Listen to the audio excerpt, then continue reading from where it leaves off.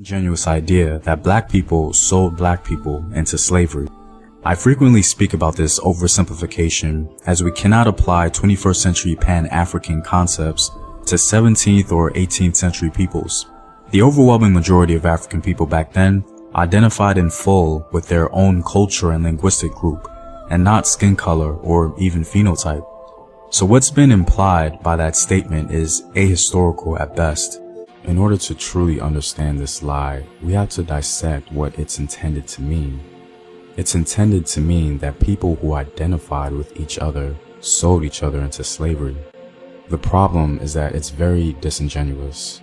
For example, when Romans were raping and pillaging the Gauls, the Saxons, and Celts, and selling them into slavery in southern Europe, no one says that white people sold white people into slavery. They don't do that because they understand and respect the ethnic differences between the people.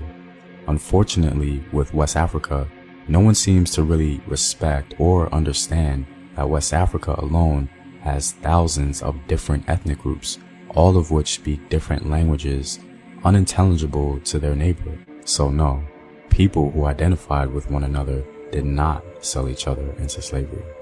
In the extremely rare circumstance in which people did sell their own ethnic group into slavery, it was almost always in the context of a succession dispute for the royal crown and happened exclusively in the Congo Empire. One contender to the throne would have been backed by the Portuguese, and the other was backed by the Isikango people themselves.